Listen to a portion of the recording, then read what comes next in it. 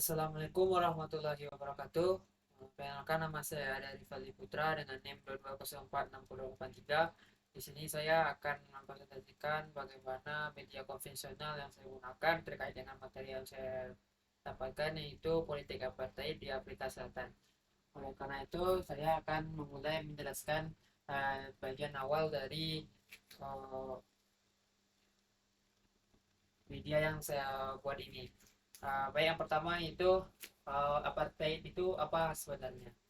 Apartheid adalah sistem segregasi rasial yang diterapkan oleh pemerintahan uh, minoritas kulit putih terhadap mayoritas penduduk kulit hitam dan warna lainnya di Afrika Selatan.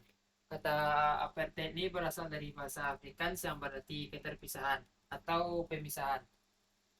Sistem ini berlangsung secara resmi dari tahun 1948 hingga 1964, meskipun praktek diskriminasi rasial telah ada jauh sebelumnya. Diskriminasi rasial ini menjadi masalah besar di beberapa negara, terkhusus di Afrika Selatan, dan politik apartheidnya sebagai contoh yang paling menonjol. Pasca Perang Dunia II, saat negara-negara Eropa mulai melepaskan wilayah kolonialnya, Afrika Selatan justru memilih jalan yang berbeda. Minoritas kulit putih di sana yang telah menetap selama berabad-abad dan berjumlah lebih dari 5 juta jiwa berusaha mempertahankan dan memperkuat privilege mereka.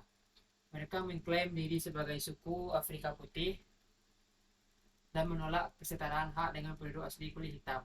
Situasi ini menghasilkan dua alternatif. Yang pertama, terus memerintah kulit hitam atau memberikan mereka otonomi yang terbatas. Partai Nasional pimpinan Daniel Franquez malah menyatakan pemilu tahun 1948 dengan sistem apartheid yang bukan kebetulan melainkan hasil dari situasi di Afrika Selatan. Masyarakat Afrika Selatan telah lama mengembangkan sistem stratifikasi ekonomi dan sosial berbasis ras dengan minoritas kulit putih di posisi teratas, diikuti golongan-golongan berwarna dan Asia. Kedudukan kulit putih mereka berusaha keras mempertahankan posisi mereka. Partai Nasional merumuskan program apartheid sebagai respon terhadap situasi ini, bertujuan untuk menyelamatkan dan memperkuat dominasi kulit putih di tengah perubahan sosial dan ekonomi mereka. Selanjutnya itu ada kebijakan-kebijakan rasial dalam politik apartheid ini.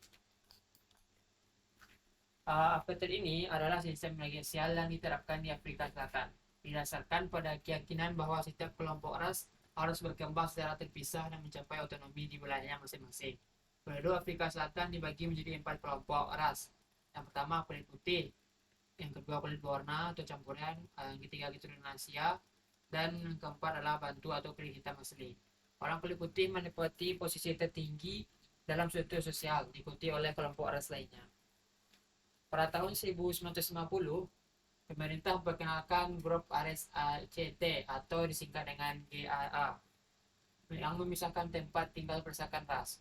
Orang kulit hitam banyak dipindahkan ke wilayah yang dikenal sebagai homelands atau Bantustan yang dibagi berdasarkan etnis. Wilayah ini hanya mencakup 14% dari total wilayah di Afrika Selatan. Meskipun dihuni oleh orang mayoritas kulit hitam, kondisi ekonomi di homeland sangat buruk karena kekurangan sumber daya alam dan infrastruktur. Sebaliknya, daerah yang dihuni oleh kulit putih makmur dengan akses luas ke sumber daya alam seperti pilihan dan emas. Diskriminasi meluas ke sektor pekerjaan, pendidikan, dan pernikahan antar ras yang dilarang, antara kelompok ras kulit putih ini dan ras kulit hitam. Nah, karena ini rakyat kulit hitam itu melakukan perlawanan terhadap politik apartheid ini. Uh, ada beberapa bentuk perlawanan yang dilakukannya, yaitu uh, penentangan terhadap apartheid ini mulai meningkat pada tahun 1960-an.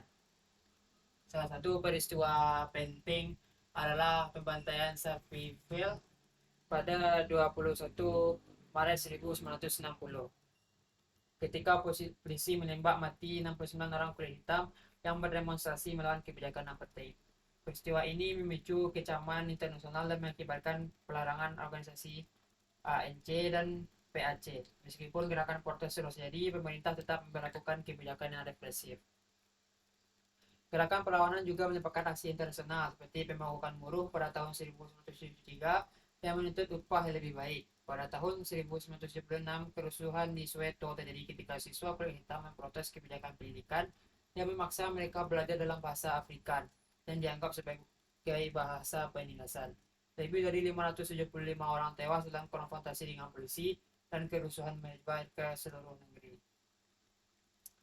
Uh, ada seorang tokoh yang lahir dari politik yang menentang politik apartheid ini, yaitu Nelson Mandela. Nelson Mandela yang lahir pada 18 Juli 1918 adalah tokoh kunci dalam perjuangan melawan apartheid. Ia menjadi pemimpin ANC dan memulai perjuangan tanpa kekerasan. Namun setelah aksi damainya gagal membawa perubahan, Mandela mengalihkan strategi ke aksi sabotase pada tahun 1961. Gerakan ini berusaha melawan kekerasan struktural yang ditetapkan oleh pemerintah apartheid. Mandela ditangkap pada tahun 1964 dan dihukum penjara seumur hidup. Selama 27 tahun ia dipenjara, sebagian besar waktunya di Pulau Robben, meskipun ditawari pembebasan bersyarat dengan syarat ia menerima suaka ke Transkei. Mandela menolak karena ia hanya ingin kebebasan tanpa syarat. Pada tahun 1990, Mandela dibebaskan setelah adanya reformasi politik yang diupayakan oleh Presiden Frederick William de Klerk. Pada tahun 1994, pemilu bebas pertama dari Afrika Selatan dan ANC memenangkan pemilu. Mandela menjadi presiden pertama kulit hitam di Afrika Selatan. Setelah itu ia bekerja untuk menyatukan negara, membangun komisi kebenaran dan rekonsiliasi guna mengatasi dampak dari kekejaman rezim apartheid ini. Dan dia berusaha membangun kesetaraan antara kulit hitam dan kulit putih di Afrika Selatan dengan tidak membedakan mereka berdasarkan kulit dari masing-masing penduduknya. Baiklah, mungkin sekian yang dapat saya presentasikan terkait dengan media konvensional saya terkait dengan politik apartheid di Afrika Selatan. Mohon maaf bila ada kata yang salah. Assalamualaikum warahmatullahi wabarakatuh.